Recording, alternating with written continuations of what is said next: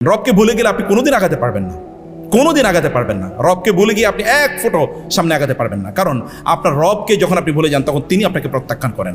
আপনাকে যখন তিনি প্রত্যাখ্যান করেন তখন আপনি ফেসবুকের খাদ্য হয়ে যান, তখন আপনি ইউটিউবের খাদ্য হয়ে যান, তখন আপনি অ্যালগরিদমের খাদ্য হয়ে যান, খাবার হয়ে যান। 2 নম্বর বিষয় প্রিয় ভাইরা, আমি যেটা আবার বলছি, তাহলে আপনার খলিফা, আপনাদের আত্মমর্যাদা আছে, আপনার এই পৃথিবীকে শাসন করার জন্য এসেছেন, এটা আপনার স্বপ্ন। আপনাদের বাপদাদারা যেহেতু শাসন করেছে আপনিও করতে পারবেন, আপনাদের জিনের মধ্যে সেই শক্তি আছে, এটাকে আপনাদের ডিসকভার করতে হবে, আবিষ্কার করতে হবে। এবং 3 নম্বর যে বিষয়টি, সেটা হচ্ছে আপনাদের এক্সেলেন্স অর্জন করতে হবে। একটা অ্যাভারেজ লেভেলে আপনাদের থাকার কোনো সুযোগ নাই। মনে রাখবেন, আল্লাহ তাআলার সৃষ্টি যেরকম অসাধারণ, আপনি আপনার কাছে এরকম অসাধারণ চান। আল্লাহ তাআলা বলেছেন না, আল্লাযী আহসানা কুল্লা শাইইন খালাকাহু ওয়া বাদা খালকাল ইনসানি মিন তিন। রাসূলুল্লাহ সাল্লাল্লাহু আলাইহি ওয়াসাল্লাম বলেছেন, ইন্নাল্লাহা ইউহিব্বুল আবদা ইযা আমিলা আমালান আন ইউতকিনাহু।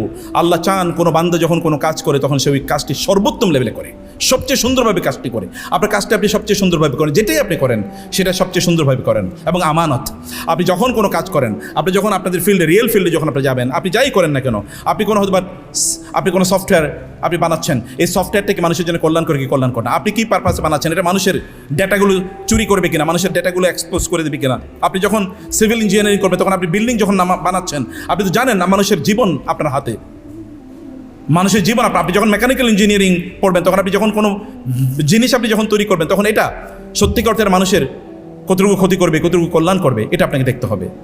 এসবগুলো যে আপনি যখন কম্পিউটার সায়েন্স, তখন আপনার ডেটাগুলো আপনার কাছে প্রটেক্টেড কিনা, মানুষের তথ্যগুলো। আপনি যখন বায়োমেডিক্যাল পড়বেন, তখন আপনি যেটা করছেন সেটা কি মানে মানুষের জীবনকে ধ্বংসের মুখে নিয়ে যাচ্ছে কিনা। আপনি যখন এনভায়রনমেন্টাল সায়েন্স পড়ছেন, তখন পলিউশন কিসের মাধ্যমে হয় সেগুলো আপনাকে করতে হবে। আপনি তো মানুষকে বাঁচানোর জন্য কাজ করতে হবে। আবার এমন কোনো জিনিস আপনি করতে পারবেন, আপনি অর্থের কাছে নিজকে বিক্রি করে দিতে পারেন না। কোনো একজন মানুষ যখন আসে আপনার কাছে যে তুমি আমাকে এই সার্ভিসটা দাও, তখন আপনাকে একটা সফটওয়্যার নির্মাণ করে দাও, একটা অ্যাপস নির্মাণ করে দাও, আপনাকে জানতে হবে এটা কী কাজে লাগায়। এটুকু আত্মমর্যাদা আপনার কাছে থাকতে হবে। হালাল এবং হারাম, ফিককে ইন্টিগ্রেট করতে হবে আপনার নলেজের সাথে, জ্ঞানের সাথে ফিককে ইন্টিগ্রেট করে নেওয়া। এর যদি আপনারা করতে পারেন, তাইলেই সফল হবে আপনাদের এই টেকনোলজিক্যাল অথবা আপনাদের ইঞ্জিনিয়ারিং এডুকেশন।